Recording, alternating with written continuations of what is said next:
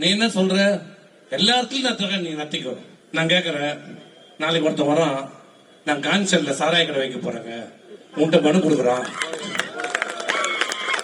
அதெல்லாம் நாங்க எதுவும் கொடுக்க மாட்டோங்க, நாங்க உண்டுன்னு சொல்ல மாட்டோம், இல்லன்னு சொல்ல மாட்டோங்க, நீ என்ன வேணாலும் பண்ணிக்கோ. அப்ப அவன் சாராய கடை நத்திக்கலாமா? உன் கடமையை செய்வதற்கு கூட உனக்கு என்ன தயக்கம், என்ன அச்சம், என்ன பயம்? இந்த அச்சம், இந்த பயம் தான் கள்ளக்குறிச்சியிலே 70 பேர் உயிரை பலியாக்கி இருக்கிறது. இதுக்கு கூட ஸ்டாலினுக்கு நீ எதிர்பார்த்து உட்கார்ந்து இருக்கணும். இல்லன்னு சொல்லிட்டு போ, நாங்க அனுமதி மறுக்கணும்னு சொல்லிட்டு போ, நாங்க நீதிமன்றத்தில் போய் வாங்கிக்கிறோம்.